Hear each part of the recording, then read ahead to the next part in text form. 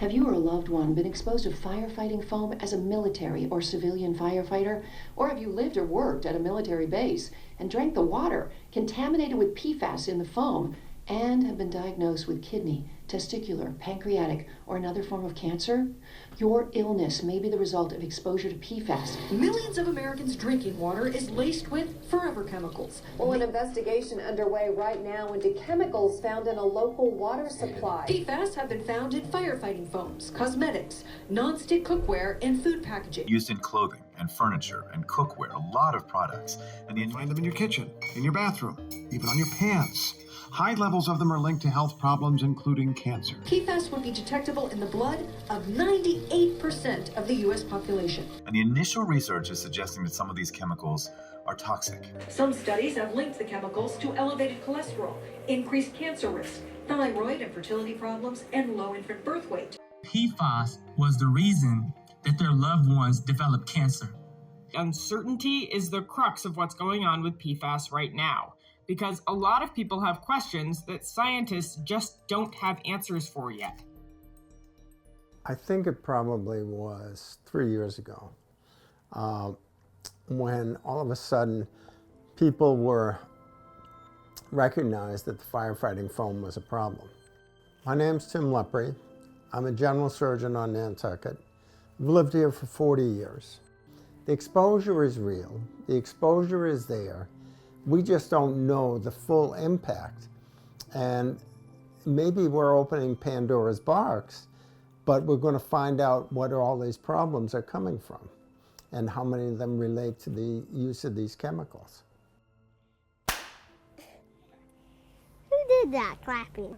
I'm Mary Lepley. I grew up on Nantucket and I moved back almost 5 years ago with my husband and my son Henry. We moved into this house in July of 2019,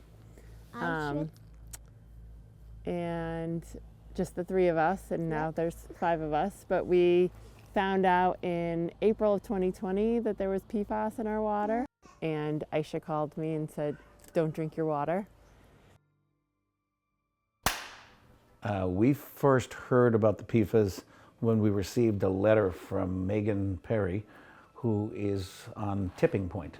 And Allison and I had no clue about it at all until we read this. And then we promptly went to the airport commission and said, "Can you tell me what's going on with PFAS?" Because we were just learning about it. So we've been living here since '85. They started using PFAS in 1989.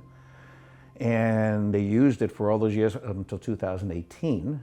And so we realized we've been consuming this substance along with everyone around the airport for almost 30 years.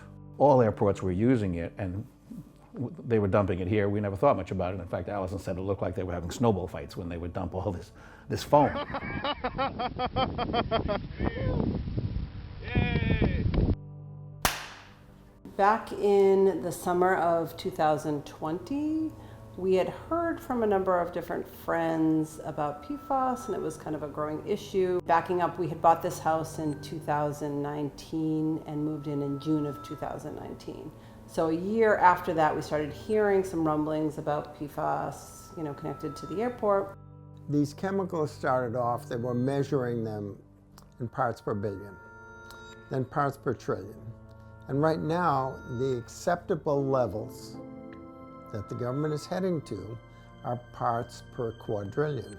So my name is Noah Karberg. I'm currently the airport manager. I've been the airport manager since the 1st of January of this month. Prior to that, for 5 years, I was the assistant airport manager. And before that, for the preceding 5 years, I was the environmental coordinator for the airport. We had an initial group of homes that we tested, and that was based off of the LSP's recommendation. Sampling after that is based off of the requirements of the Massachusetts Contingency Plan. I'm going to do my best to represent them. I might be off a little bit. I believe the plan called for, if you had a hit at 20 parts per trillion or above, you would extend sampling to the next group of homes that were within, I think, 300 feet of that well, and it's called step-out sampling. So based on the results, sampling would step out. So soon after, we had tested and we got the results of that, and we realized that we had come in over the limit. And our number was 36.5 the first time they tested us, and it got as high as over 40. So we came in at 23 parts per trillion. 20 is the cutoff for what they consider not safe anymore through the state. It's super frustrating because all of the sort of powers that be at the airport and with the town and Weston Solutions kept saying, like, it's like 20 drops in a Olympic-sized pool. But like, it doesn't matter how many drops it is if it's contaminating your water that you drink, that you use to brush your teeth, that you give your kids. It's our dog here. We recently found out she has heart disease, but in the last, really ever since we moved in, she's had a rash of tumors kind of all over her body. We've had a couple removed in the past. We've had some that are drained, but she's got numerous tumors on her body, and her health really started declining.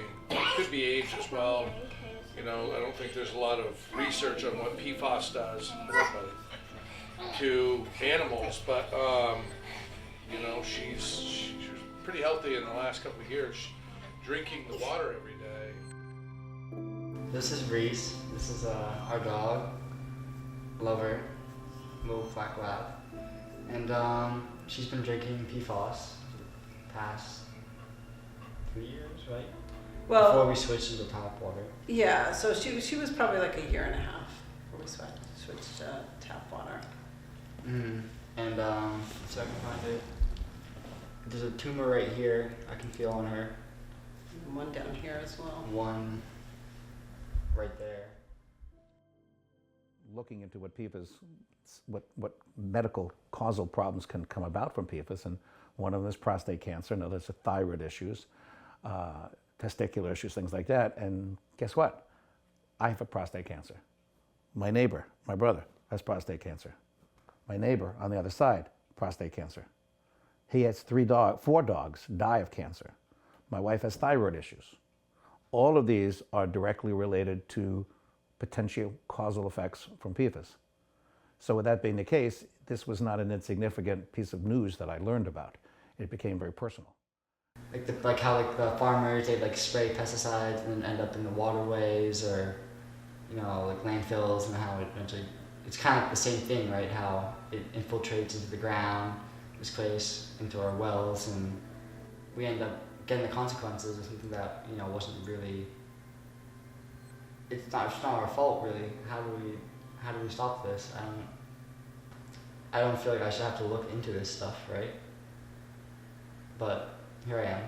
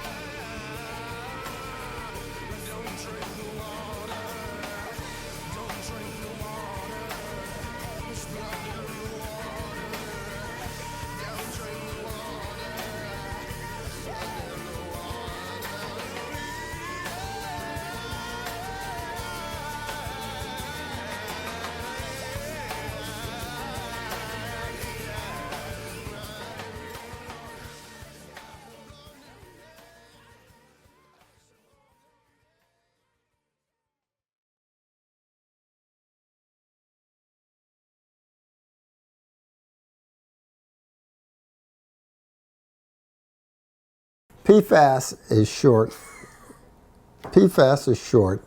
for perfluoroalkyl and perfluoroalkylum. I don't know how you pronounce that second one. Perfluoral and polyfluoroalkyl substances. Polyfluoroalkyl and polyfluoroalkyl. Polyfluoral and perfluoral. You know what? polyfluoroalkyl and polyfluoroalkyl substances. Okay, polyfluoroalkyl and polyfluoroalkyl. I can't even pronounce the damn things.